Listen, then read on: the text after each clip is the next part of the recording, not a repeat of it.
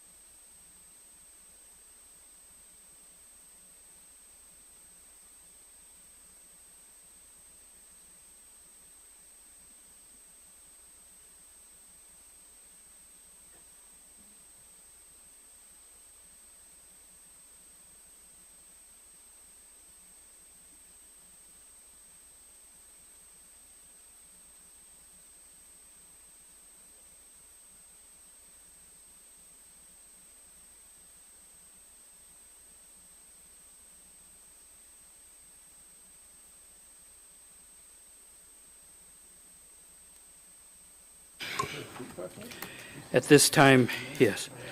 Go ahead and we have the Kodiak Island Borough Assembly Work Session.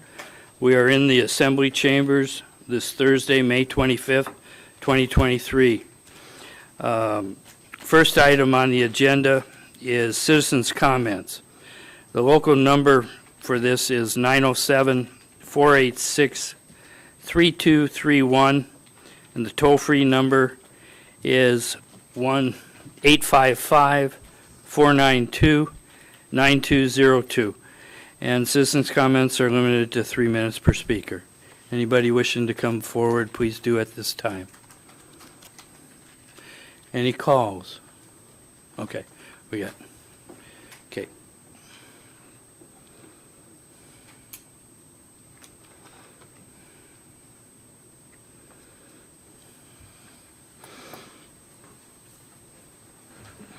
Yeah, for the record, good evening. For the record, Paddy O'Donnell, long-time Kodiak resident. I didn't realise I was going to be speaking here tonight, but in light of the fact that people were speaking earlier in support of different members for the seat on the Assembly here, I'm going to speak on behalf of Rebecca Skinner, who I'm sure you all know. She has 6 years' experience recently on the Assembly here, and 4 of them years as Deputy Presiding Officer.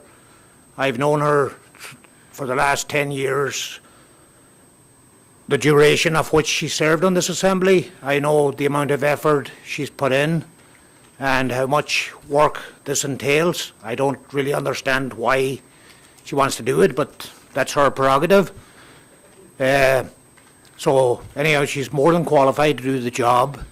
And I think that's imperative to having a successful and working Assembly here, is having somebody who has the background, the experience, the knowledge to get the job done. Thanks. Thank you. Anybody else wishing to come forward?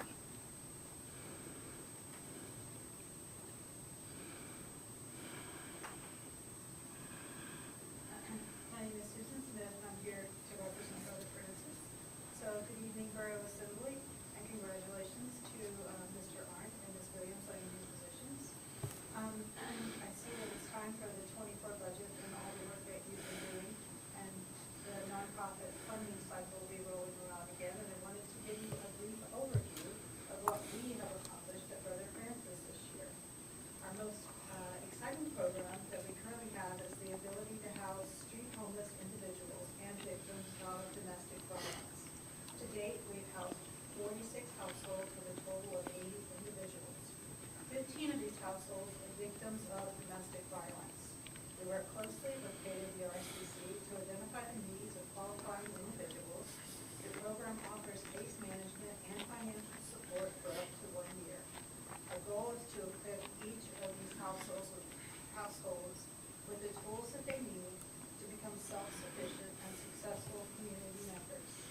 As far as our nightly shelter program goes, we have provided 7,000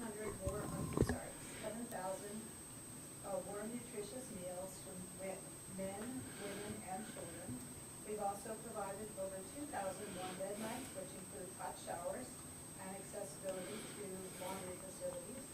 And in our nightly program, once a month, we have public health nurses, and they come and they administer flu shots, COVID boosters, tetanus shots, blood pressure monitoring, and Narcan training. We're trying to educate our clients on the importance of good health. In our homeless prevention program, we've assisted 175 households to date that have been under the threat of eviction. We've filled empty oil tanks. We've also reconnected electricity or added to your bill that's been under the threat of disconnection. Our goal of this program is to prevent families and individuals from becoming homeless and try to live in places that are unfit for habitation. Oftentimes, we also receive calls from school counselors letting us know that kids come to school cold and hungry, and we deliver oil to their homes, also bags of food. With Kodiak's current food insecurity situation, we collaborate with Seashare and other sources, and to date this year, we provided over 3,000 pounds of fish and over 4,000 pounds of fresh produce and grocery items to hungry Kodiak families. Our food pantry has been vital in bridging the gap between the local food bank and the delayed food stamp approval and renewal situations. Our staff works hard to collaborate with all other local nonprofits and organizations to direct our clients and provide a warm handoff for additional services to benefit them. None of this would be possible without the support of our local government. Go ahead. I just wanted to say thank you for your support last year. Thank you, Susan. Anyone else wishing to come forward, speak under citizens' comments? Because this will be the only time during the work session here on it.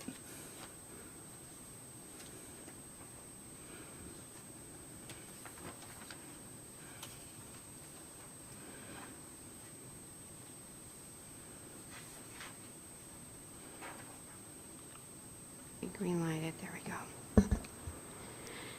Good evening, Mayor and members of the Assembly. I just wanted to speak just briefly about... State your name for the record, please. Betty McTavish. Thank you, Yeah. Betty. In favor of Rebecca Skinner. I was in this room for several years, and I got to see her effectiveness on the Borough Assembly. She has a legal knowledge. She was always very respectful to all the citizens that came before you and up to this microphone. I could tell that she was listening. She was taking notes. She was carefully determining what the citizens would say, what the legal issues were, what the borough code stated, and she made her decisions from there. She was very thoughtful, very thorough, and I'd like to see her knowledge and her experience back on the Borough Assembly. So thank you. Thank you, Betty. Anyone else wishing to come forward? Seeing none, I'll go ahead and close citizens' comments, and we'll move on to our agenda. First thing on the agenda is interview of Borough Assembly applicants for the Assembly.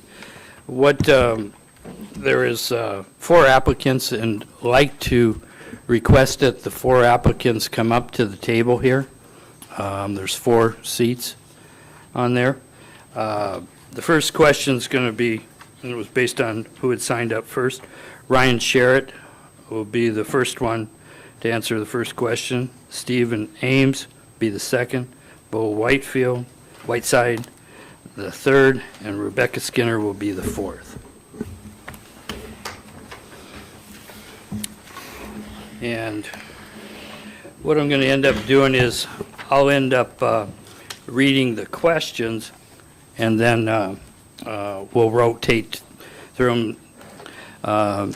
Ryan Sherritt will start with the first one, and then we get to the second one. Steve Ames will start, and we'll rotate through. So, Ryan, the first question is, what interests you about serving on the Assembly? Mr. Mayor and Assembly members, thank you very much for allowing the 4 of us to interview here this evening. This is my second time interviewing for this position, and so I've had some more time to think out my answers to, I hope, the same group of questions. So my interest in the Assembly is to provide a new perspective in key decision-making roles, use my business acumen and financial conservatorship while maintaining key focus areas of the Kodiak Island Borough in the facilities, the school district, health services, community development, and the sanitation mission of the Kodiak Island Borough. Thank you. Steve, I'll repeat the question for you, too. What interests you about serving on the Assembly? I've lived in Kodiak 30-plus years. It's been very good to me. I enjoy Kodiak, and I would like to see it maintain a sustainable future. Like many boroughs, cities, states, there are financial issues that need to be addressed. So I'd like to be involved in that. The other thing is I would like to be involved in hopefully promoting opportunities for the youth of Kodiak. In my opinion, people getting out of high school, unfortunately, there are limited opportunities to continue making a good living and living on Kodiak. And these are issues that should be addressed.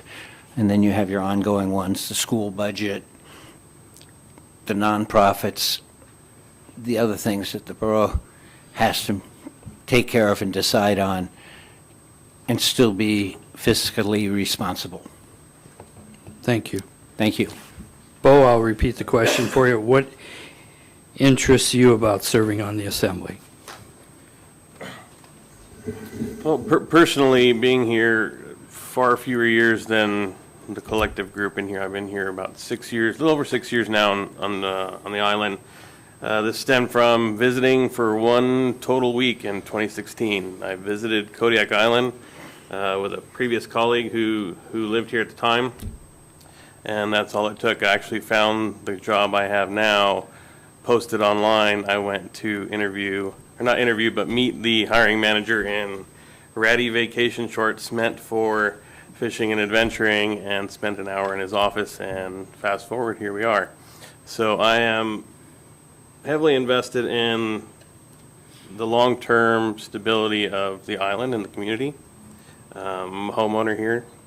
I have a very stable position and a varied interest, which have enabled me to get to know the community. So there's plenty of people in academia present. I have working professional and personal relationships from everywhere from the gardening community to state and federal agencies.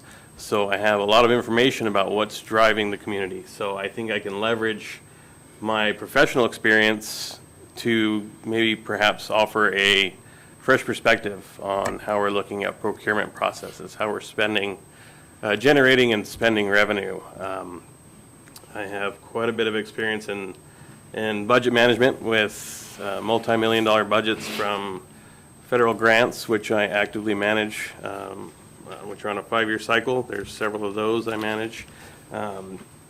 Contract negotiation is something that I'm involved with often, and managing the subsequent negotiated contracts.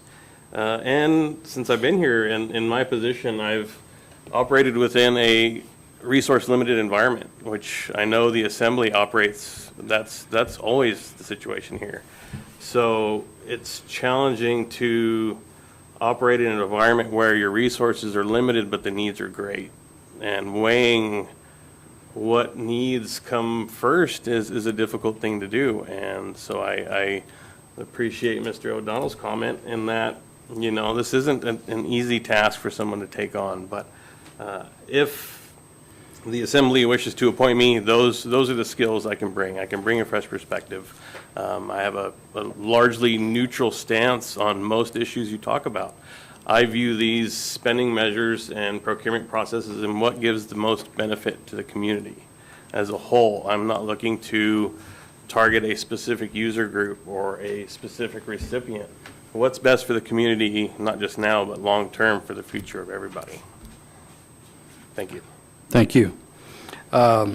Rebecca, I'll repeat the question. What interests you about serving on the Assembly? Thank you.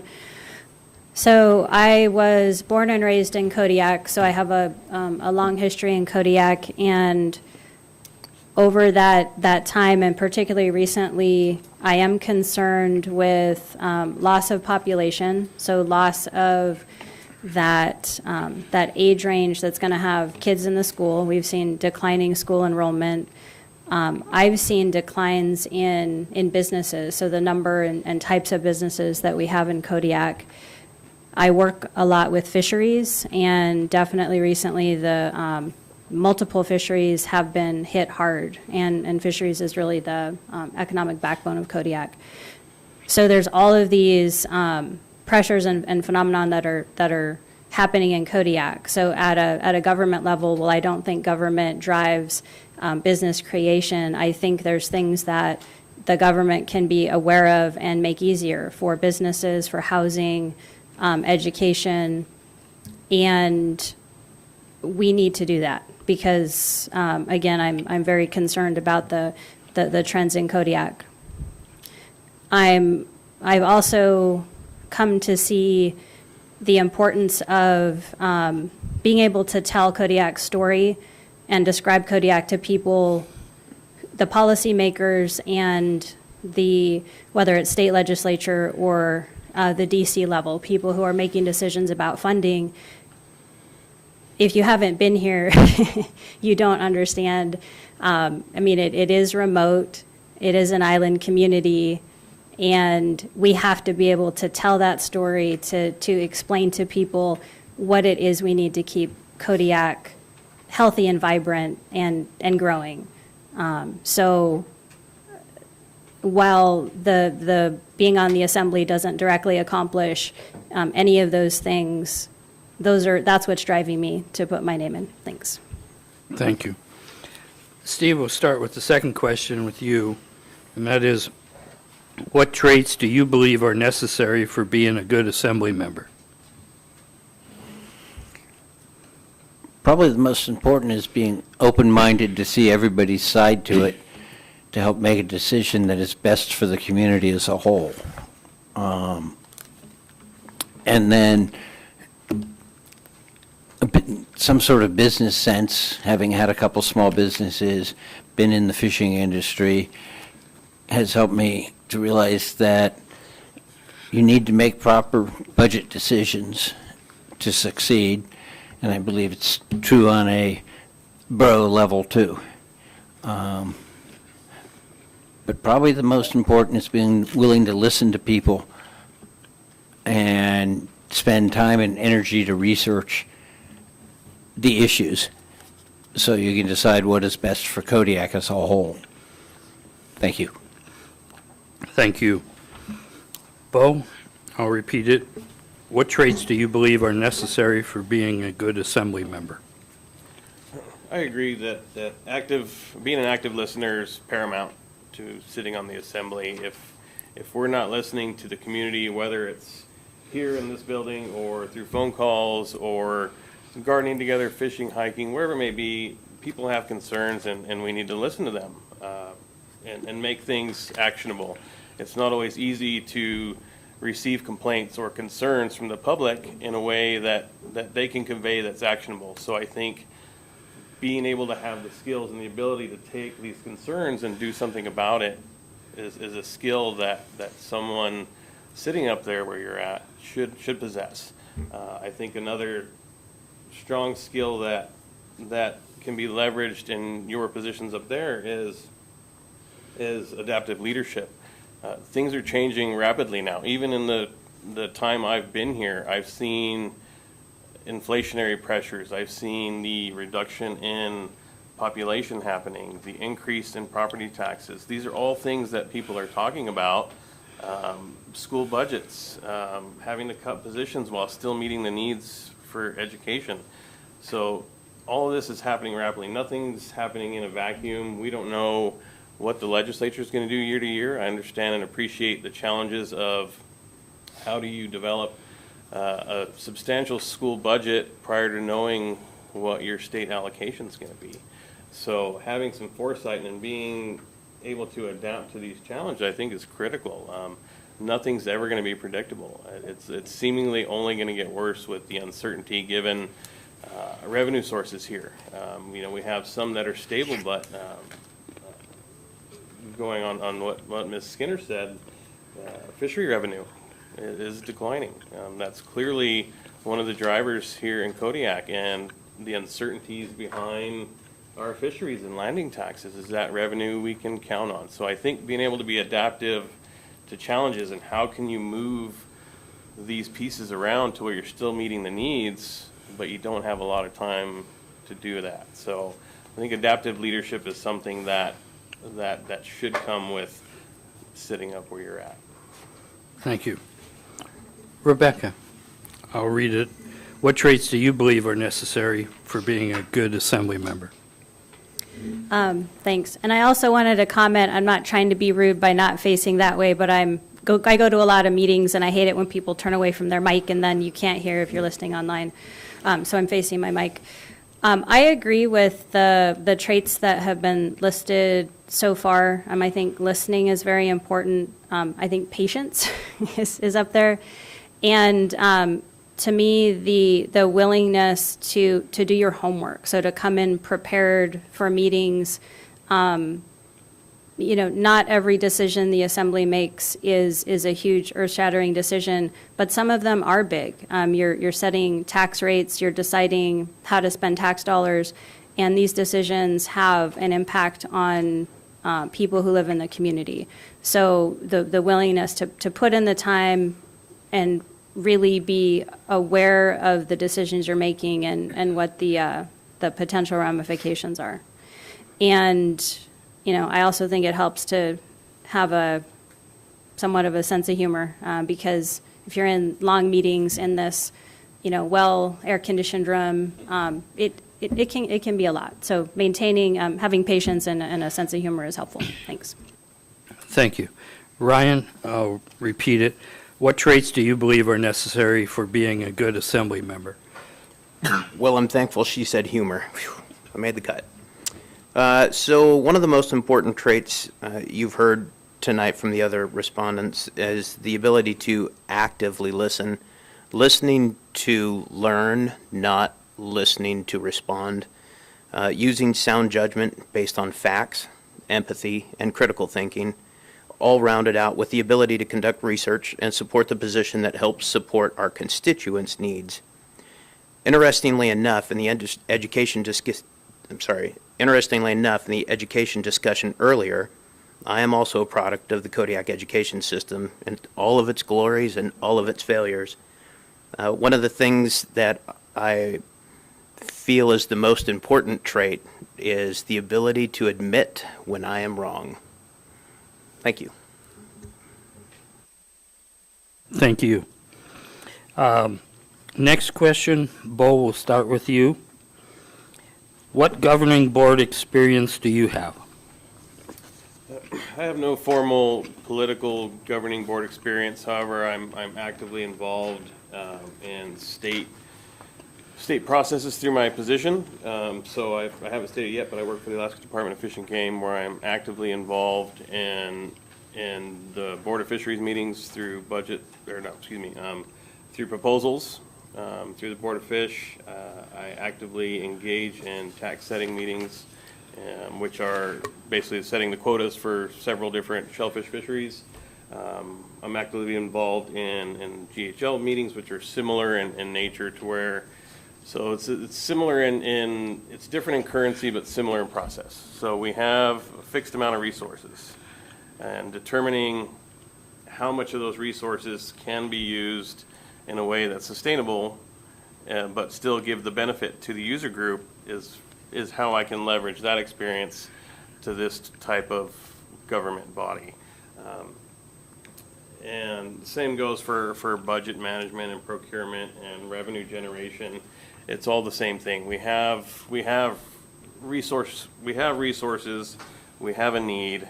Do we have the revenue to then leverage our resources to fit that need? So although I don't have specific government experience, I can pretty readily leverage my professional experience to accomplish the same tasks. Thank you. Rebecca, what governing board experience do you have? Thanks. So I guess I'll first reference to the my application, so you can see on there the longer list. But I think most directly relevant, I have served on the Assembly for 6 years, from 2014 to 2020. I also served on the Swampsea Board of Directors as President and Secretary Treasurer. I am currently Vice President of United Fishermen of Alaska, and recently finished a term on the Board of Seafood Harvesters of America. And I think that's a pretty wide range of leadership positions, but again, obviously the most relevant is that I have served on this body previously. Thank you. Thank you. Ryan, what governing board experience do you have? I do not have any government experience. However, I do have board and leadership experience. I have served on the American Society of Safety Professionals as an executive board member of administrations with a member pool of 36,000 applicants. I am also an active member of the Alaska State Defense Force in a key leadership role, overseeing more than 50% of the state's forces, focusing on infrastructure, engineering, domain awareness, communication, security forces, and infantry scout mission sets. Similar to Bo, I have active participation with proposals, invitation to bids, things that my professional experience could help leverage itself into this role. Thank you. Thank you. Steve, what governing board experience do you have? In the government, as in this particular part, very little. I worked years ago in Red River, New Mexico, helping to support tourism and make it grow within that town. And then in Kodiak, my experience would be I was heavily involved on the board of Special Olympics, and that was back when it was Kodiak local, not state-run per se. It's changed a lot over the years. That all the financing, all the fundraising goes on a state level now. But back when it was a local level, and we had a lot more control of what went on. I was heavily involved with that, and I was also heavily involved being on the board of Habitat for Humanity and working with it and getting 2 houses completed. Thank you. Thank you. Okay, the next question is, for you, Rebecca, you'll start. What do you see as the role of our borough government? Thank you. So I think that one of the primary functions of the government and one of the ways that the public notices the most is setting the real property tax rates and then deciding how to spend taxpayer dollars. So that's a very strong intersection with the public. There's also certain functions that the borough has to do. So one of those is funding education. Another is the planning and zoning function. So there's certain things that nobody else can do because it's the borough's job to do it. And so those are the kind of the functional aspects of it. On another level, I think that the borough government and government in general does have a responsibility to be as transparent as possible with its decisions and activities. There's different benefits to that. One is the public does have a right to know what's going on with taxpayer dollars, but also it's hard to get the public engaged if they can't see what's going on.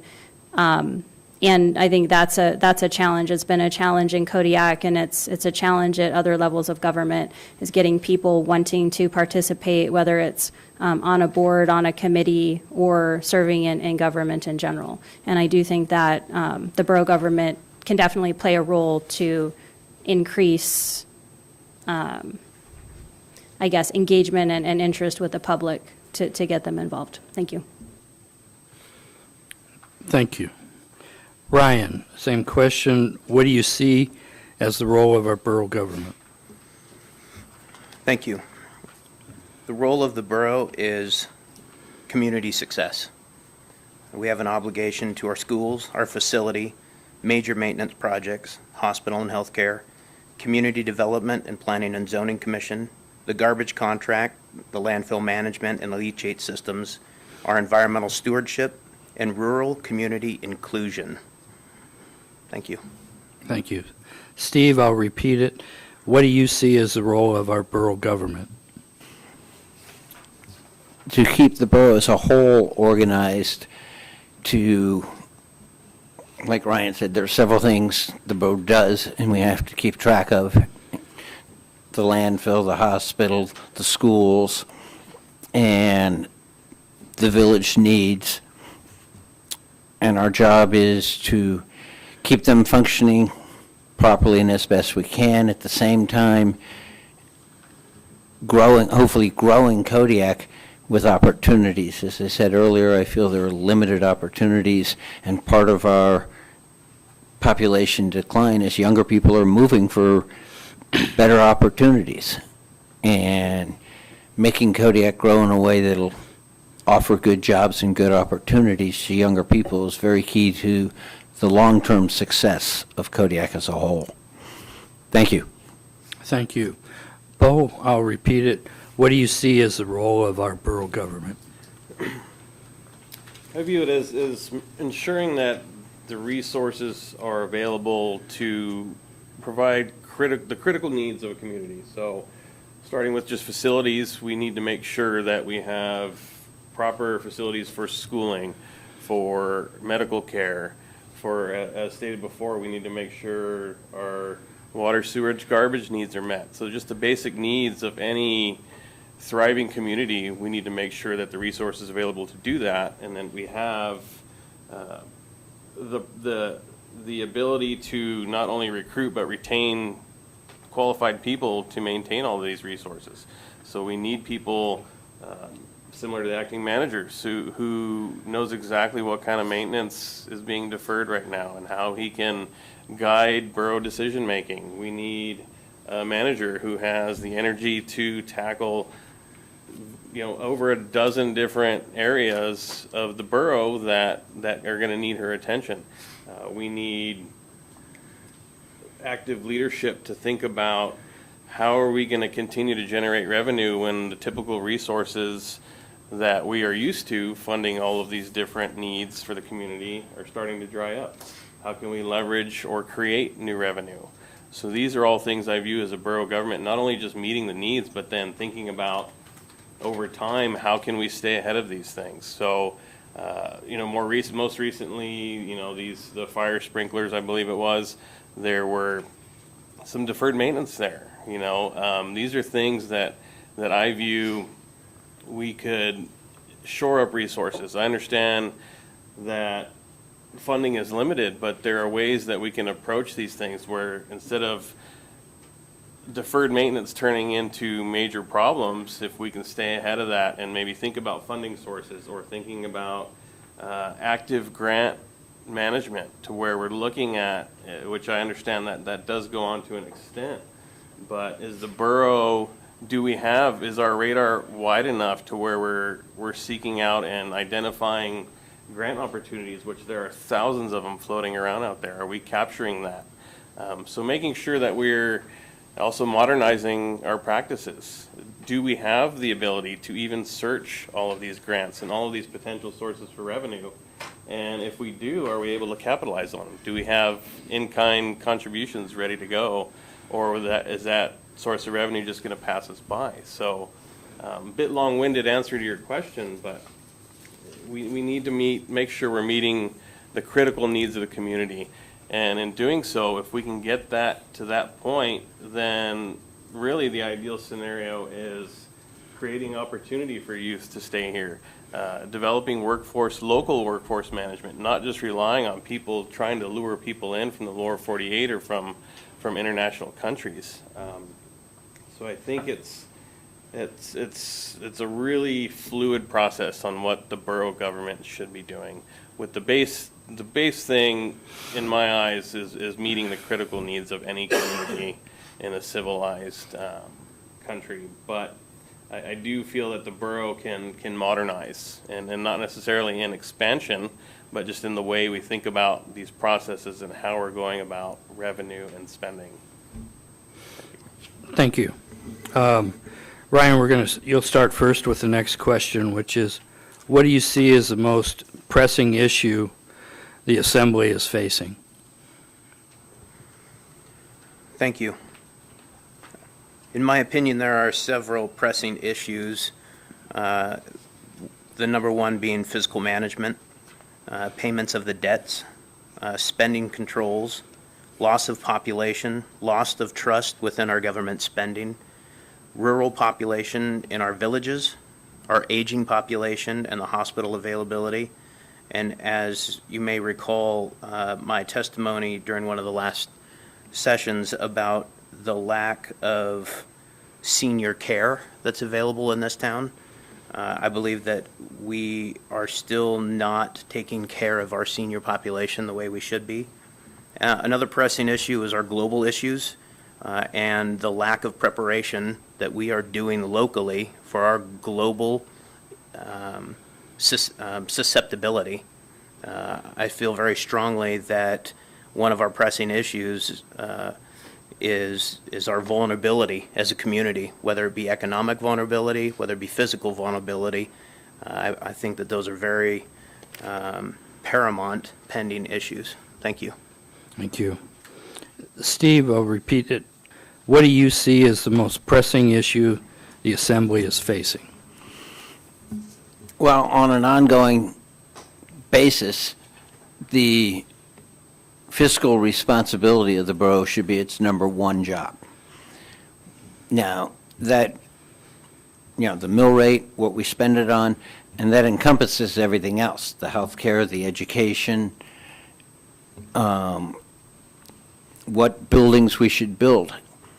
They talk about wanting more facilities. Well, if we build one, have we built in a plan to maintain and operate it in the budget when we're considering the cost of building the building? Because both the city and somewhat the borough. I think some of the things have been built without the long-range picture of the ongoing expenses that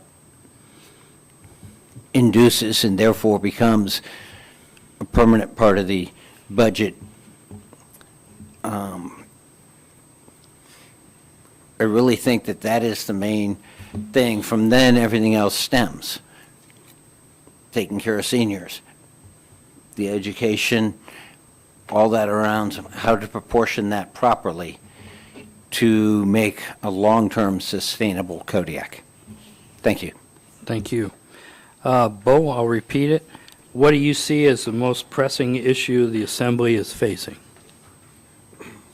To put it broadly, I would say just fiscal uncertainty. You're all acutely aware of just not knowing what kind of resources you're going to have to meet the needs of your community. And so, a few of those items, every one of us can see it from hiring employees to buying groceries to purchasing a vehicle. We have these inflationary pressures that just seemingly came out of nowhere, right? Well, not seemingly, but due to the pandemic, and these aren't going away. Uncertainty with the legislative process and whoever's sitting in the governor's mansion. So fiscal uncertainty when we're already in a position to where we're having discussions up there at your level about what reserves are we tapping into this time? If this doesn't happen, this is how much we left to have in our reserves. So I think the fiscal uncertainty is really something that is counterproductive in a way, because I feel that a lot of the spending that's happening, everything is an emergency. And is it? We don't know that. Maybe some things are, some aren't, but teasing that out is difficult. But we also have, things that have been mentioned that I've noticed is, we have a population decline.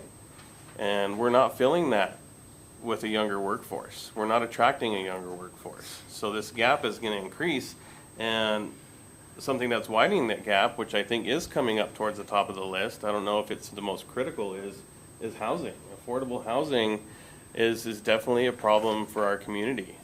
So how are we going to attract a younger workforce when they come and their only resource is to post on social media looking for a home to rent for their family because they have a job prospect, and then they see that figure come back to them in the comments, and they're, well, I guess Kodiak's not for me, or Alaska may not be for me. If we don't have, and in addition to that, compounding that, which everyone here is likely aware, is the increase in Coast Guard presence, which is fantastic. I don't think anyone will dispute that that's not a great development for the community, but that also compounds the housing issue, and that our housing market doesn't fluctuate normally, so it gets propped up. We have this new influx of families coming in who can't afford these homes, and so they're propping these values up. We have seemingly a lot of the rental properties that were typically for single families now are Airbnbs. How do you reconcile that when, is it something that the borough should be responsible for dictating what you do with your investment property? That's to be determined, but the point being, there's fewer houses available, and there's definitely a lack of affordable housing. I'm not referring to subsidized housing, but just affordable housing, so that someone who wants to move to Kodiak and make a career for themselves and make a home for their family, if they can't even hit that starting point, they're never even going to set foot on the island. I'm fortunate I was able to do that, but I can understand someone who might not be as fortunate as I was in what I brought from my previous position here, and it's kind of a difficult thing to think about. We're not expanding available land. We're not developing property.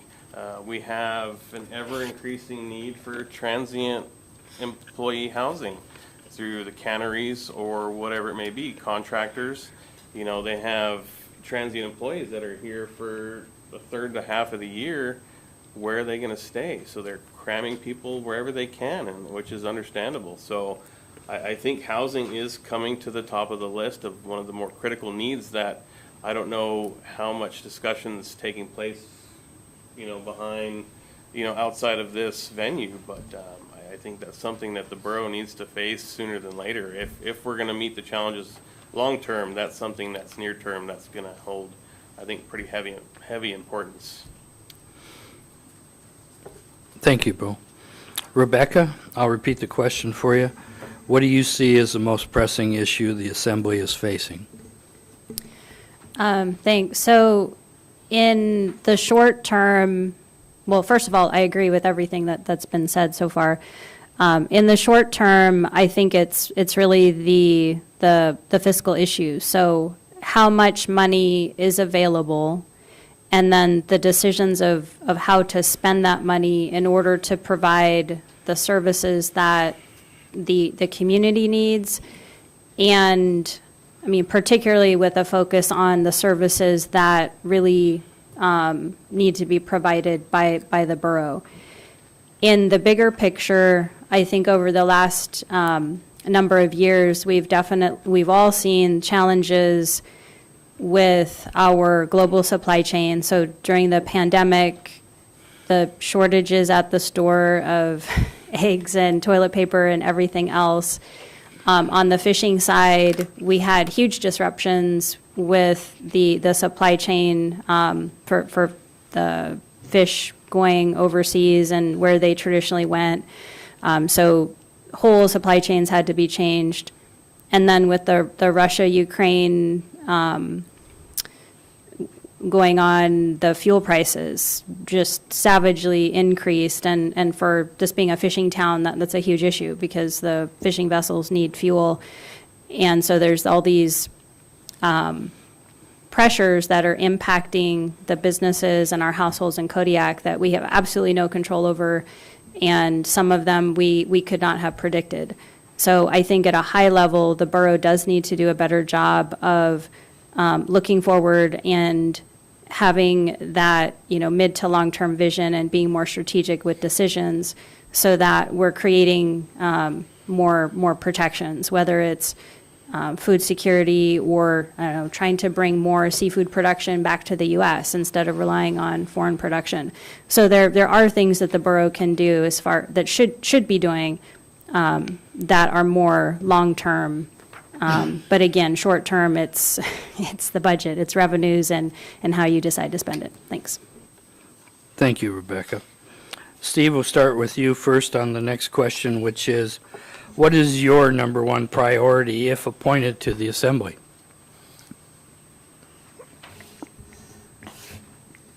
Well, I think it's what we've all stated is dealing with the sources of income and being financially responsible to the citizens of Kodiak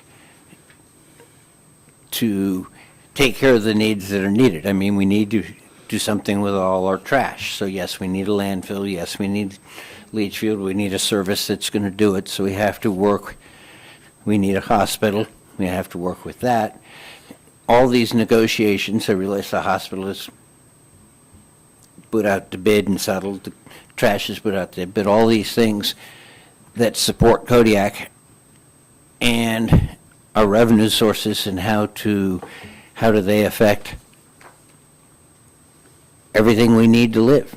The educating kids, making a place where people want to live. So my number one issue would be the budget. Thank you. I was going to say, they Oh, talk go about ahead. affordable housing, and it's only one part of it. But every time the mill rate goes up, it makes it harder to rent a house at a decent price. Every time the garbage goes up, it's partly the borough, it's partly the city, but by the time you put all the mandatory costs together, for a one-bedroom apartment, you're probably $500 a month to break even. By the time you pay taxes, insurance, and all these other mandatory things you need. And that's a big hit on affordable housing. Thank you. Thank you. Bo, I'll repeat the question. What is your number one priority if appointed to the Assembly? I think working towards just community resiliency in all areas. I understand that the pandemic derailed everything. There's no entity that was I think, safe from just massive disruption. So building resiliency, I think, is something that we should always keep in mind, whether I'm sitting up there or speaking to you from down here at a meeting or, going for a hike. So there are ways to approach resiliency through procurement processes, not to imply that these actions aren't happening already within the borough government and facilities, but developing resiliency through reimagining borough positions. So I mentioned earlier, do we have someone who is strictly dedicated to, well, maybe not as 100% of their job function, but do we have someone dedicated to the task of just looking for grants that are applicable to our borough? There has to be some sort of capacity there to make sure we're not letting money go by that we would only have to contribute a small amount to an in-kind contributions. So developing that resiliency includes having a fund set aside for capitalizing on grants who may have a very short application period. Maybe we can't meet that because we have to go through very dedicated processes, which maybe are proposed through the manager's office, through the manager, and then through the assembly and mayor. Did we just miss out on $5 million in potential revenue because we weren't poised to take advantage of that? I think deferred maintenance is something I keep hearing fairly frequently in the past few meetings. Are we doing our due diligence in the borough to make sure that we are conducting the proper maintenance in all of our facilities?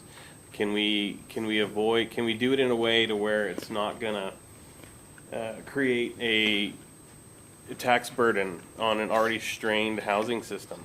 Can we do it in a way that is minimal, or perhaps through a new source of revenue that doesn't add the collective burden to someone who does have an increase, that's noticing their increase in water, sewer, garbage?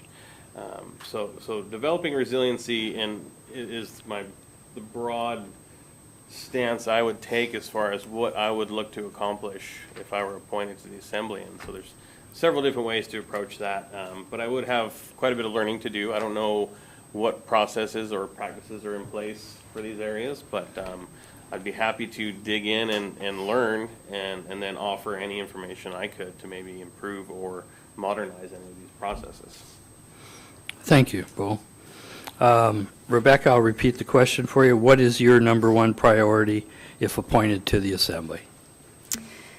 So I was ready with a couple, but I think the most immediate one, again, is budget and fiscal decisions. But part of that, and this is where I think we can make some incremental improvements, is listening to community members and trying to address issues that are within the control of the assembly that will help our household. So for example, at this table, services for seniors was already mentioned.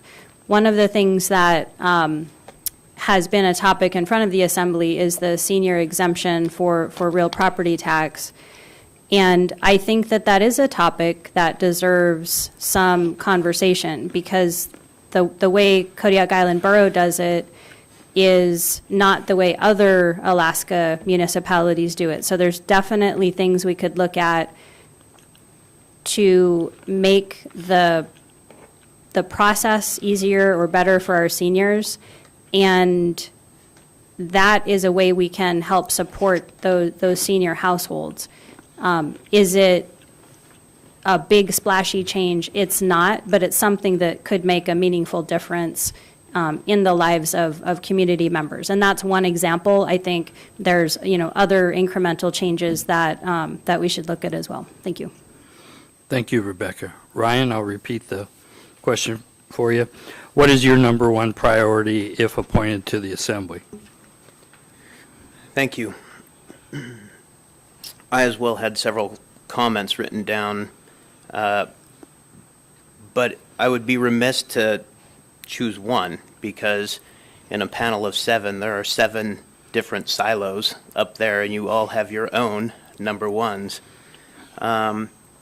So my number one priority, given what has gone on or transpired at the borough over the last couple years is to stabilize and support the new leadership. So I know it's kind of a little off topic, but we have a new borough manager. We have the need to stabilize her employee base. We have the need to let her employees feel welcomed and appreciated and secure in their jobs. They need to, again, feel comfortable working here. We have the talent here. We don't have the wrong people in these positions. We have the talent. We need to keep it, and we need to support Amy in her new position with everything this assembly has and make her feel empowered and make her feel as an authentic leader. Thank you. Thank you. Bo, we'll start with you with the next question. What do you have other time commitments that will impact your ability to meet the attendance requirements of serving on the assembly? Generally speaking, I don't believe so. There are some professional commitments from time to time that require travel outside of Kodiak or even the state, typically during business hours, even if I'm remote. My understanding is if that were to prevent me from being present during a meeting, that I could call in if I had to do it. That typically work travel doesn't have me leaving the island more than once or twice a year, so it's very infrequent. Other than that, personal, fun. If it's a sunny Thursday, I will be here. So even though that would be pulling me outside, and this is the only sun we've had in, I don't know, a month, it seems like, I'm here. So my commitment would be to the borough and to the assembly. I would have very few obligations that would pull me away from any meetings. Thank you. Rebecca, I'll repeat it for you. Do you have any other time commitments that will impact your ability to meet the attendance requirements of serving on the assembly? Yeah, in a similar answer, I do have some off-island travel, but nothing to the extent that would keep me from being a member in good standing according to the actual attendance requirements. But beyond that, when I do prioritize, when I was on the assembly, I absolutely prioritized attending meetings, attending work sessions telephonically when I was off island. And because I recognize that this is it's a position of public trust, and I would continue to do that. So am I going to make 100% of the meetings? Maybe not, but if I have to be somewhere, it's because I'm required to be somewhere else. Thank you. Thank you. Ryan, I'll repeat it for you. Do you have any other time commitments that will impact your ability to meet the attendance requirements of serving on the assembly? Well, as many of you know, I am a serial entrepreneur, so I may have a new business tomorrow, who knows. I do work. However, I will be able to attend meetings and work sessions while leaving enough time to conduct research and information gathering. I do possess strong time management skills, and I can be at these work sessions either physically or remotely. Thank you. Thank you. Steve, same question. Do you have any other time commitments that will impact your ability to meet the attendance requirements of serving on the assembly? I do not think so. Like everyone else, I take a vacation, or two, but at this point in my life, things have slowed down. I was given packet to run for the assembly in the past, in the 90s, and at that point in my life, I did not have the time. I was active in the Elks and declined going through the chairs because I did not have the time at that period of my life to do it and do it properly. I've applied now because I do believe I have the time. I gave up a personal obligation for tonight, putting the assembly over a personal party of tonight that was kind of being thrown around me, but this is important to me, and I will make time. Thank you. Happy birthday. With that, the last one really isn't a question. It's applicant closing comments. Please limit to 2 minutes. Rebecca, we'll start with you first. Thanks. I'll keep it brief. I just wanted to say this was really interesting hearing everyone's responses, and I don't think you could go wrong in who you pick, and I thank everyone who applied for this position. That's it. Thank you. Thank you. Ryan, you're next. Thank you very much for the opportunity to provide closing comments. As I mentioned earlier, I am Kodiak born. I am a product of the Kodiak school system. I'm self-employed. I'm a U.S. Army veteran. I'm educated through this school system and through post-secondary education systems as well. I'm calculated and strategic in my vision and my planning, and I am proven when handling difficult situations. I operate from a regulatory lens, and like Rebecca stated, I love the fact that you have 4 applicants here, and the choices that best fit the assembly needs are your choice to make. The diversity of this applicant pool should lend itself to the more than 20 bullet points of the ideas discussed from this panel this evening. I really found this enlightening. In closing, this assembly needs to operate from a common vision, not from silos. We need a goal to work towards as a body, not as a body part. Thank you. Thank you. Steve? I appreciate the opportunity to answer these questions. I agree that we all have various talents, and all could probably do a good job. And so you're just going to have to consider what you think fits the borough needs the most. I would love to be able to help guide Kodiak into its future and its growth, and that's the whole reason for applying. Thank you. Thank you. Bo? I'd like to just echo the sentiment that, thanking the Assembly, Manager Williams, congratulations. Mayor Arndt, congratulations. You're both the reason we are now sitting here, and I agree that it's nice to see so many people sitting here looking to help. I agree that I don't think you could go wrong with any of us sitting up here. I don't think you can ever go wrong with someone willing to commit their time to help the community. So I'm grateful for everyone as well sitting up here with me. If you feel that my skill set can help fill any gaps, I'm happy to help. If you feel that anyone else sitting up here with me would be better suited to fill any gaps in the assembly and what you're looking to accomplish, then that's likely the right choice. But thank you for the time and letting us all speak. Appreciate it. Thank you, and I want to thank all of you for putting your names in and coming forward tonight to take the time to answer these questions. Basically, it'll be during the regular meeting next week that the voting will take place by the Assembly on the appointment. So, just to let you know, that's what it is. We'll take a 5-minute break, and then we'll continue with the work session. Thank you all for coming.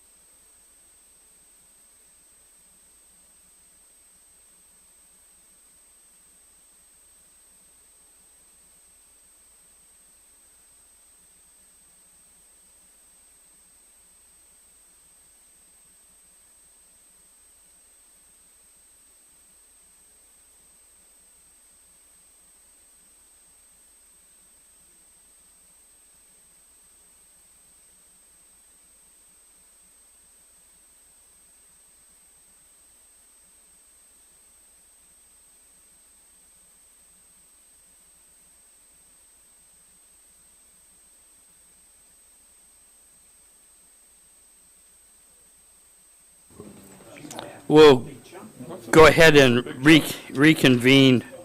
There's others back there for you. There's others back there for you. Yes, there is. Plenty. Reconvene the work session. The next item on the agenda is the FY 2024 budget discussion. Staff report, I'm going to say. Well, Mr. Arndt, given the new numbers that just passed in the special meeting, we'll have to update our budget, and we're going to query staff and see what changes they would like made to the level 1 manager's budget, and then we'll have that ready for you to discuss week. next week. I agree. Thank you. Did I miss anything? Anyone Okay. have any further discussion on the issue at this point? Larry? And I don't think it has to be discussed tonight, but I am, continue to be very serious about looking at the possibility of finding some way to fund a resource manager so that we can start getting borough land in the hands of citizens so they can build those houses people talk about. Be an item for discussion. James? So I sent in a budget last week, and haven't seen it been distributed to the rest of the assembly yet. So since I can't email it to the rest of the assembly, I'm wondering who's going to do that. Directions given. I'd be happy to Clerk do will. that. Thank you. Take care of that, make sure everybody gets it. Okay, any other discussion on there? Then I'll go ahead and move on to discuss the current mayor and manager seats on the different boards and committees. 15.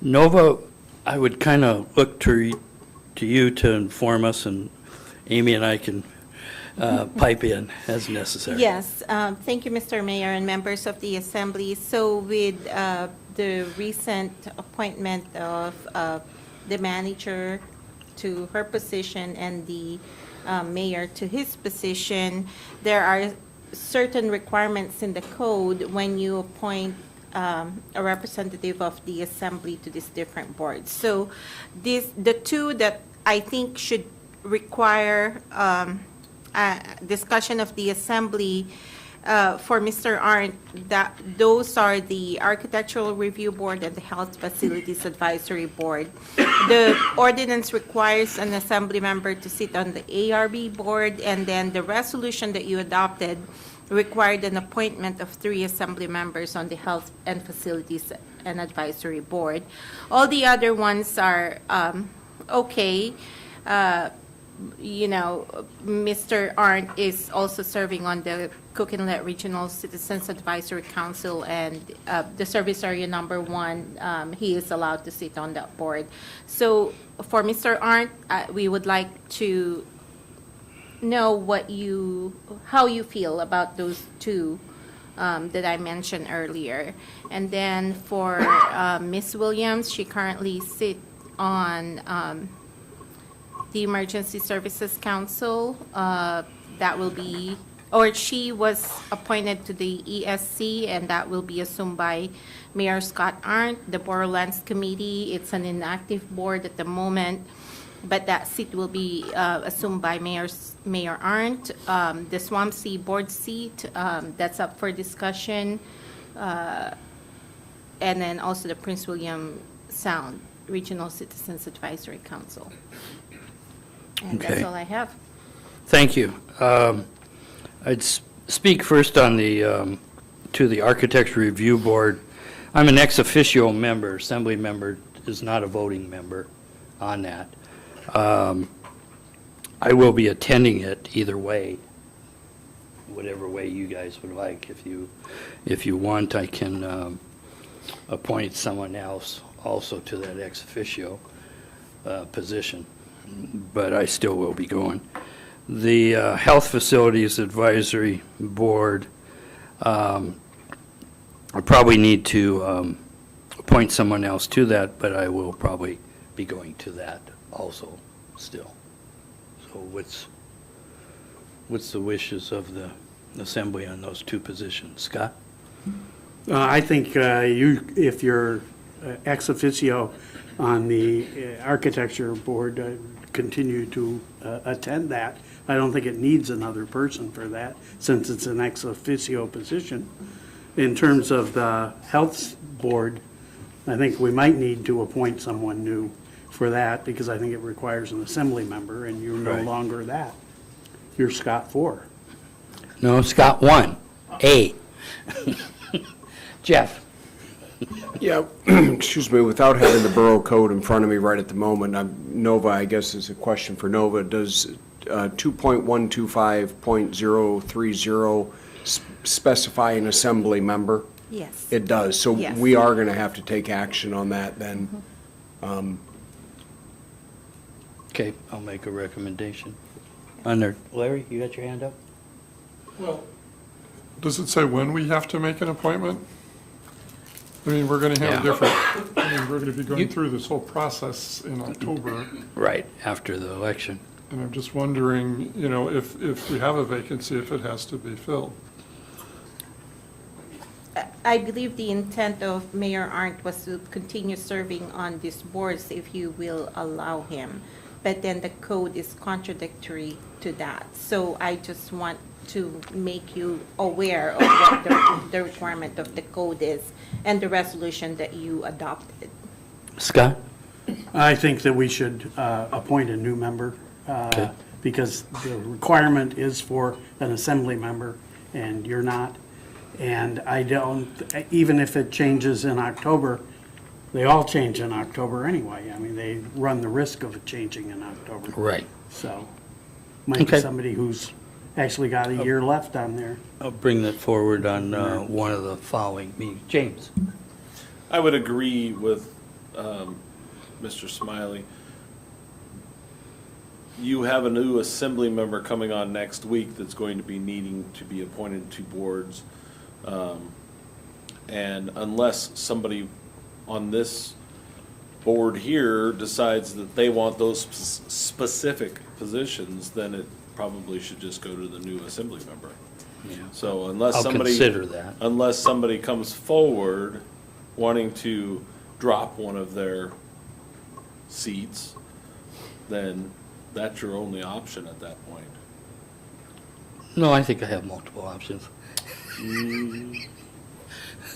On some It's an you do. appointment, it's an appointment process. You can choose to ratify it or deny it. Correct. So, because one of the things is that each of the different applicants have different strong suits.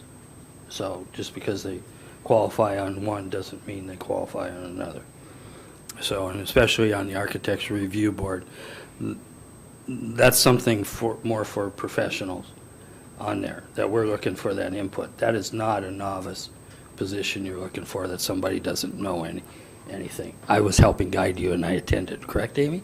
Well, I was going to say, you put me on there my first year with zero knowledge. Yeah, I So didn't do that's that. not a mandatory qualification to be on that board? Correct. Okay. But it is a strong thing that I look for on there. So what we'll do is I'll come forward at some meeting in the future regarding appointments to those two. On Amy's Swampsea board seat and Prince William Sound, Amy, when do those terms expire, your current term expire? I've only been on the Prince William Sound for 1 year, so I have 2 years 2 left more on years. that. Okay. And Swampsea is probably about 1.5 years. It renews in March, so not this one, but the next one, so about 1.5 years. Okay. James? We already had this discussion in a previous meeting, saying that Amy would just stay on those. Okay, I wasn't here. Unless she decides to step down. So, we had that conversation about both of those boards already, so. And I'm in favor of When you gave allowing that her. face, I think that you remember that conversation as well. I'm in favor of staying on both of those boards, but because we were talking about Mayor Arndt's participation in boards with his new position, I thought it only fair to review mine as well, because my position has changed too. But And if someone wants Swampsea, I'll gladly step aside and let you go onto that Swampsea board. But for that Prince William Sound, it has taken this long to understand what that organization does. It is a long lead up.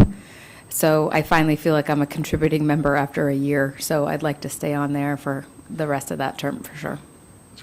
And I agree with her being on there. If somebody wishes to let me know an interest in Swampsea, I'd consider that. But at this point, I'd prefer to allow her to continue to the end of her current terms on both of those.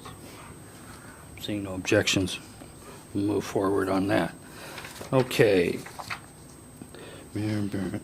Next item is clerk's comments. Thank you. I prepared a summary that I distributed to the mayor and the assembly. So I just wanted to give you an update about the James Cole appeal to the Board of Adjustment. That will be processed under Title 17, and a rezone ordinance will be introduced at the next meeting.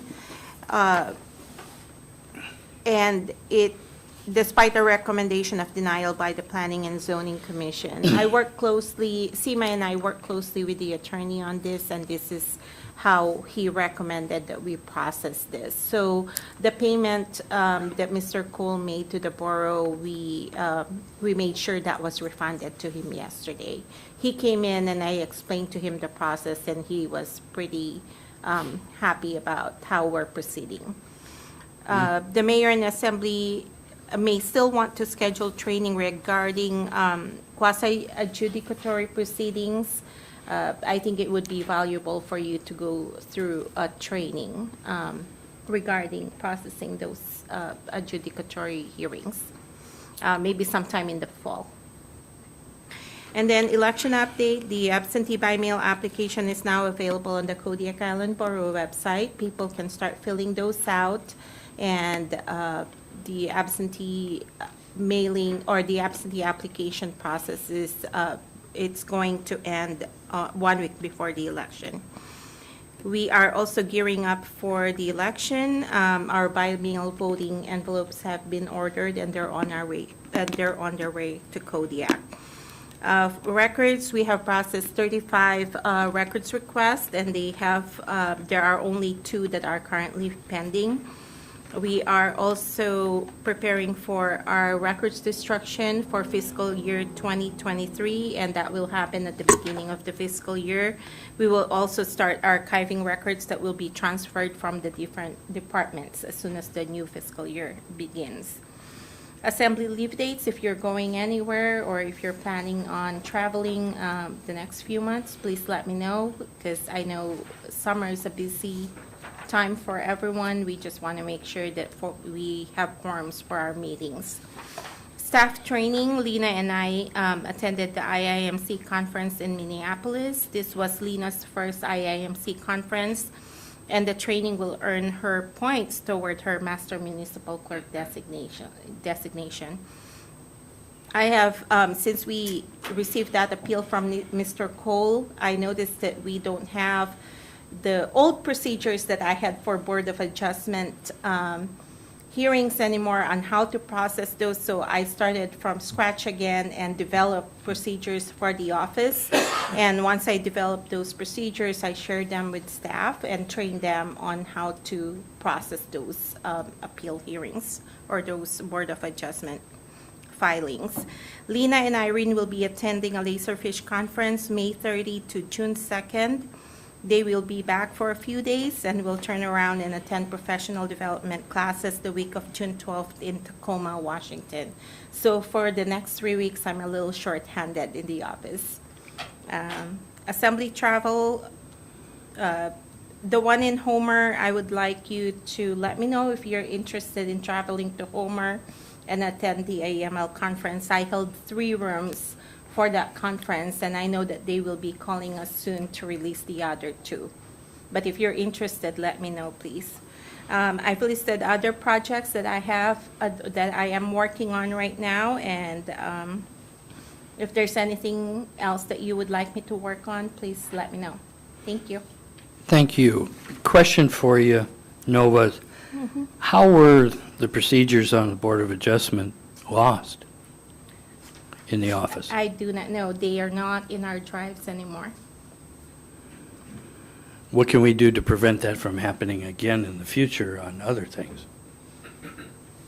I think, I'm not sure. I'm going to have to work with IT or talk to IT. They were able, the other files that were lost in the past, they were able to retrieve from backup.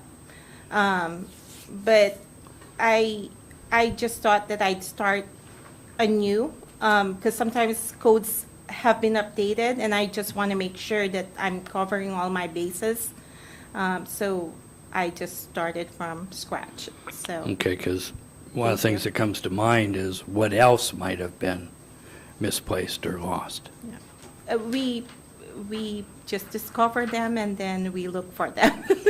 And then ask IT if they can retrieve them, and they were able to retrieve a few things for me. Thank you. Thank you, Nova. Any other questions? Seeing none, we'll move on to the packet review. The first is manager's comments, sorry. Thank you. Amy? Thank you, Scott. Good evening, everyone. We already talked about union negotiations in our executive session, so you know how that's going. This morning, Mayor Art and I met with the new regional representative for Senator Murkowski's office. I've included her name, and I could not make my computer do an underscore, so I literally wrote out underscore. So please, it just adds a space, and Microsoft is new, and so if you don't write underscore if you're trying to email her, just use underscore. Okay. Really good meeting. I thought that they were going to have just a really short amount of time with us. I ended up spending 2 hours with those ladies this morning and got to learn a lot about them. Tanya is from the Soldotna area and so familiar with Southwest Alaska, but this was her first time to Kodiak. So it was neat to meet her and talk about the issues of the borough. Despite the we had coffee, so it was great. Leases, we met on Tuesday morning with the manager and deputy manager from the city to talk about why we don't have a signed lease since 2020. They told us that they want a building rehab and offered to buy half of the building or offered to fix it themselves and take it out of our rent, and had a lot of different solutions that didn't really work for us, but they made their point, and we understand that the building does need some updates, and so we're going to be working with them to better suit the needs of both their side of the building and ours as well. Actually, we have multiple sides the way that it's set up, so look at the future of that, and then we're going to meet with them again. We have a planned meeting on June 6th. Dave took me on a trip to Kodiak with Megan Christensen, and we got to do all kinds of fun things like pick up large items outside of dumpsters. And we met with the library staff out there, and I got to tour the school, and we looked at the trail that goes between the school and where the students would have to use to evacuate up to the tsunami center in the case of emergency. I wouldn't really call it a trail. It's just an open space that is very muddy, and you could arrive at your destination by using it. So Dave had Travis Cooper from Island Trails Network meet us out there and talk through options to actually make that a trail so it would be in good shape if it had to be used in the case of an emergency. There still might be 2 feet of snow on it in the case of emergency, but underneath might be a trail. But met a lot of great people in Kodiak and learned about their needs. As I told you last week, we were really close to a job offer. A job offer did go out at the end of last week. I offered the candidate the step D that I was allowed to. He came back with a counter offer. While we've been in this meeting, that fire board has approved that counter offer. So you will see on your agenda next week, we'll talk about it in packet review. I'm going to ask you to approve the salary. It's a Scott. His name is Scott. So that's why Scott Smiley called Scott Aren't Scott 4. He just keeps moving them down. Right. So we'll have Chief Scott, Assemblymember Scott, Mayor Scott, and Attorney Scott. So this is the same candidate that we offered a job to a little over 2 years ago. So he was already vetted for that fire department, and there was a lot of familiarity around his application process. He's excited. He's coming with a wife and 2 kids, and he promises to, I hope he's listening at some point, he promises to coach sports for 5th grade and under. So really excited to have that move forward. Our current chief his last day is next week, and so we're going to be moving it into an interim chief status, and I don't have an exact update on what that looks like yet, but they are definitely working on it. The clerk's comments covered your Board of Adjustment changes. That changed, instead of a Board of Adjustment going to a planning and zoning request, or For a rezone. Right, the person's request for a rezone without the commission's approval, so a little bit different than what we were planning on. And then we actually were able to refund Mr. Cole's fee. There's a $350 fee for a Board of Adjustment, so he got that back this week. Engineering facilities, we have some dates updates. We know North Star contractor is anticipated to be at town on the 31st, but the windows aren't here, so Dave said do not touch the windows until the new windows get here, and we can assess what that side of that school looks like when the windows go out and we have something to replace it with. And our rainproof roofing is anticipated to be here the week of July 19th to get the roof taken care of at the high school. The leachate treatment plant building, Dave has been working 7 days a week, going out, watching them put on the rafters, and the walls will go up next week. So they're making great progress on that building as well. And you might have noticed if you looked outside, that parking lot is blocked off. We're starting the boiler replacement project this week too. And then the only other thing that we wanted to talk about, there's not a lot to talk about the budget until we get a chance to look at that, but after tonight, the public will have 3 chances to make comments on the budget, and that will be at our regular meeting on June 1st, and then our work session and special meeting on June 8th. Code requires us to have the budget passed by June 10th, so those are the only times the public will have to come in and comment on that budget. And that's all I have right now. Thanks. Thank you, Amy. And with that, we'll go ahead and get into the packet review. There's proclamations. There's 2 proclamations. One recognizing June as LGBTQIA plus Pride Month. Second one declaring June 11th through 17th, 2023, Invasive Species Awareness Week. Next item is resolution. And this is FY 2023-27, authorizing the borough manager to accept the Alaska Department of Environmental Conservation, ADEC, State Revolving Loan Fund Amendment to the existing SRF Clean Water Fund Loan Number 505041, allowing for the increase and combining of the loan amounts, creating loan number 505071 for the leachate treatment plant upgrade and stage 3 landfill closure period.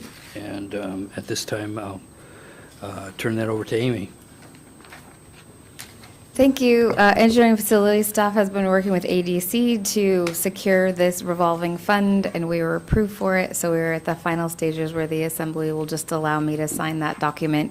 It's taking us from our remaining amount of 1.7 million and bumping us up to that 6 million mark. So that will allow us to continue the changes that we need to that leachate plant to get that up and operating. That's that change from the storm water standard that we originally built that to the drinking water standard that we now have to make it go to. Okay. And Dave is here if we have specific technical questions, if you have any questions about that. We've gone over this a bunch of times in the past. The only thing Novi would ask is on the title at the very end, where it talks about the loans being combined, state the amount at $6,161,265, please. Thank you. Next thing is ordinances for introduction. An ordinance of the Assembly of the Kodiak Island Borough amending ordinance number FY 2023-2, fiscal year 2023 budget by amending budgets to account for various revenues that are over budget, providing for additional expenditures and moving funds between projects. Staff report, please. Thank you. Dora's here tonight to explain that. Evening. This is a final year-end quarterly budget amendment for FY23. The items on the list are a transfer $240,000 from the general fund contingencies account to the high school roof repair project, which Amy mentioned earlier is getting started. There's a transfer request, $15,000 from the Buildings and Grounds Fund for the high school pool evaluation. I think there's more coming out on that evaluation once some questions have been answered. There's $10,000 from Buildings and Grounds to the East Elementary ceiling wall repair done in the gym. There's a transfer request of $30,000 from Building and Grounds to the North Star roof and skylight repair project. There's a $100,000 transfer request from Fire Protection Area 1 to the Bayside Classroom Addition project. And the Providence Kodiak Island Medical Center retaining wall project had unexpended funds, which we want to move back from the project back into the hospital fund of $251,362. And that's it for this one. Any questions? Thank you. Any discussion? I'll go ahead and interject. I disagree with using $240,000 for the roof repairs out of contingencies in the current year's budget. That needs to come out of either R&R or the buildings and grounds like we're doing on all the other repair projects. Because I contend with some of what was done tonight, we will be having to possibly dip into part of fund balance for operations of the Kodiak Island Borough in this next year. But I also feel it's much easier to trace it and keep track of it when it comes out of the funds that it's really designated to come out of, which is R&R or buildings and grounds. Okay. So I'd like to see that changed. The contract that you all passed for this, it was designated from the general fund contingencies, which is why it says this on here, but I can certainly change that Yeah. if that's the desire. That easier keep track of it as to how much money we're spending on renew and replacement and maintenance between the two accounts rather than pulling it out of different funds. The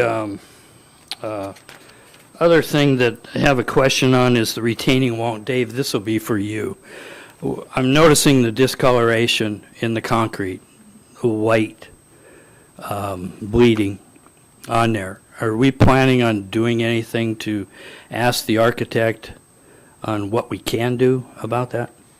And why is that? Because it's the first I've heard of it being an issue. Okay, take a look at it on there. Another thing that's happening is with all the rain that we had this winter and that, the surface water that's supposed to run into the gutter on top of it is not running into the gutter. It's washing in before the gutter into the ground and behind the retaining wall. And I think we need to take a look at that also. So I believe you brought that up in the past. Right. And we looked at it, and the contractor went up there and put multiple layers of topsoil in, and also planted seed. It will take a few years for that to revegetate. It's revegetating as we speak, and I believe it'll be just fine. It's just a matter of opinion. Yeah. One of the things that was done originally when that wall was built, it was clay that was put on top of the rock and not just dirt. And that's part of the reason the dirt is continuing to wash through the rock as I've gone up there and taken a look at it. So those are just two things that I've noticed that I'm meant to get a hold of you. You were gone. I've been busy. So I just bring it up since we're transferring the money out of there. That's potentially something that we might need to do. Thank you. Those are the only other comments I have at this point on that one.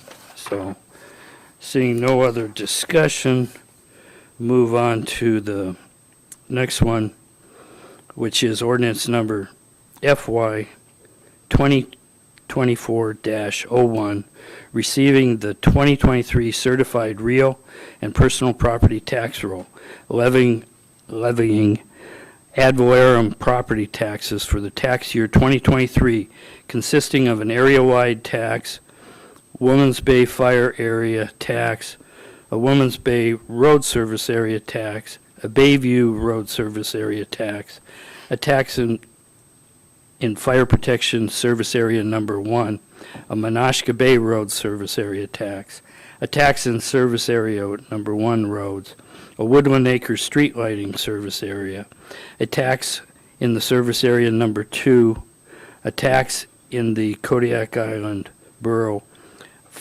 Airport Fire Service Area, a tax in the Trinity Islands Street Lighting Service Area, and a tax in the Mission Lake Tidegate Service Area, levying commercial aircraft tax, providing for the collection of taxes due in 2023, and setting the date when taxes become delinquent. Staff report, please. Whew. Evening again. The original ordinance that came before you had the manager's budget numbers in there with the estimated value, well, not estimated, it was the value from the prior year because the new assessed value wasn't known when it was originally put together. Now it's known, so all the areas have been updated for their tax collections according to their mill rates. The only area that has not been updated is Section 2, which identifies the area-wide mill rates. It does have the value, the assessed values in there, this has taxable values in there, but not any of the costs, and that will come when you guys determine where your mill rates will go, what they will be. Thank you. Any questions?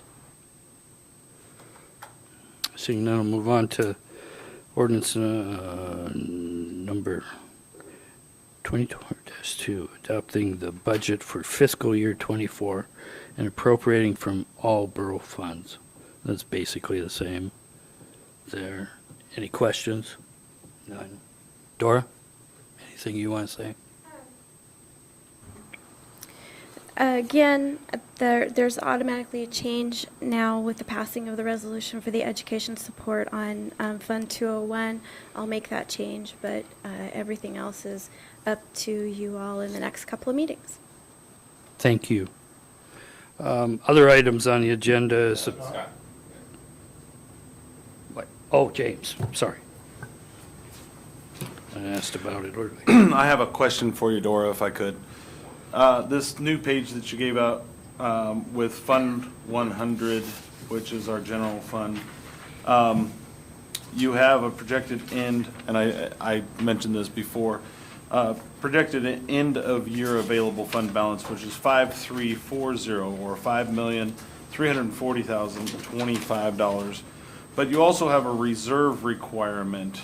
Is that $5,340,025 less that $3,039,000, or is it in addition to? So I think if you read those columns across, it says the current plus the unreceived revenues less budgeted, unspent budgeted less the reserve equals the projected. Okay. So we thank you. That answers my question. But we discussed, or we just approved $12,205,244, and with that, of course, I closed out my spreadsheet.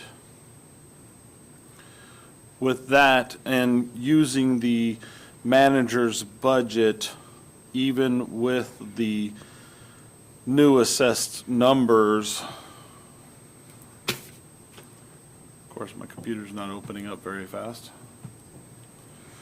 that will leave us with a shortfall of $584,414.02 above and beyond what we have in our projected year-end fund balance. So we're going to have to find that from somewhere. Yep. And that means a 0.1 mill rate. increase, probably.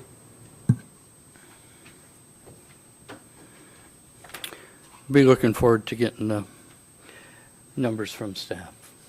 Thank you. Any other discussion or comments? Nova? Mr. Mayor, I just want to note that you have 3 ordinances for introduction here. The budget amendment will be advanced to public hearing to June 15. The other 2 will be advanced to public hearing at the next special meeting of the Assembly, June 8. Correct. Just wanted to note that. Okay. you. Reminding us. Thank you. Yeah. He leaves on the 2nd. Right, we were talking about having the budget discussion, or the final budget prior to that. Yeah, we're not going to have it.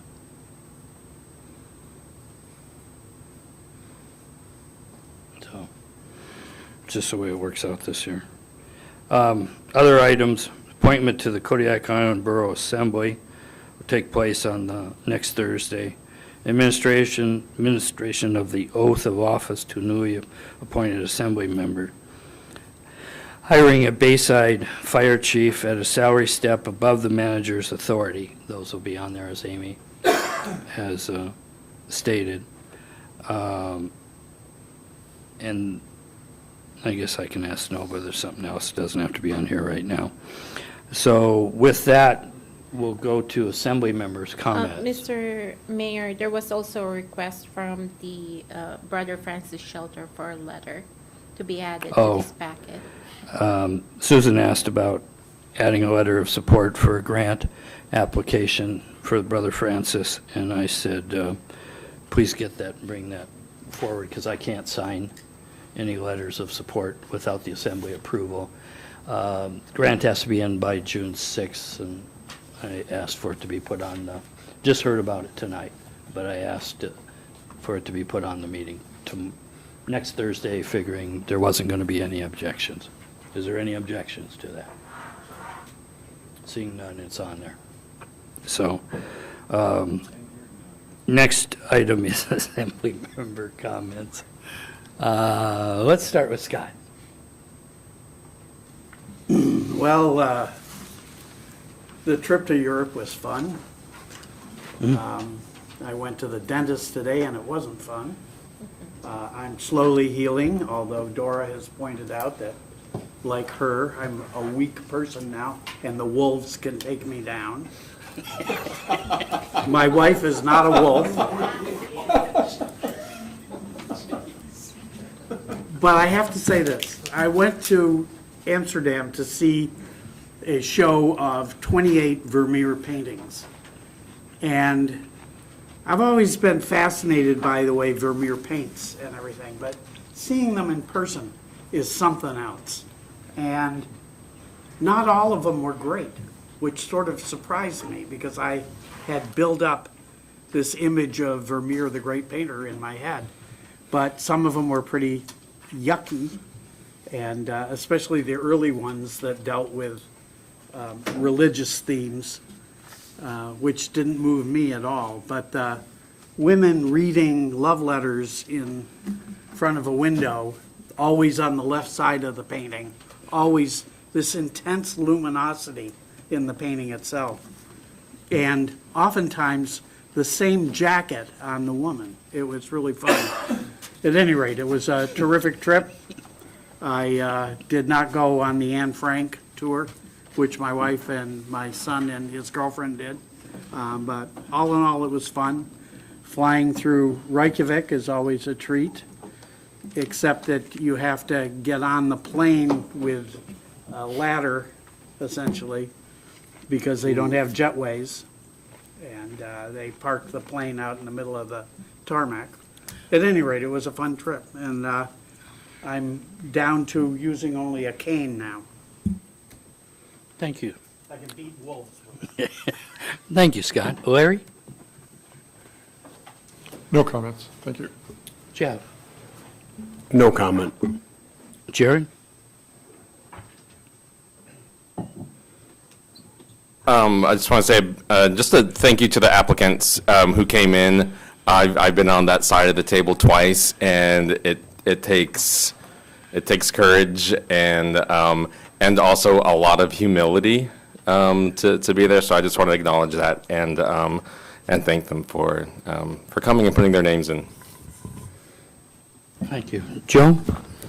Thank you. I echo Jared's comments. I also thank the staff for another good meeting. I'm encouraged to see how many people applied for this seat, and I'm hopeful that we get more applicants for other boards and commissions as well. Thank you. James? No comment, thank you. Thank you. I don't have any further comments at this time. And with that, adjourn the work session. There is cake in the back. Please enjoy. Thank you. I forwarded that budget ordinance, budget from Assemblymember Turner. Thank you.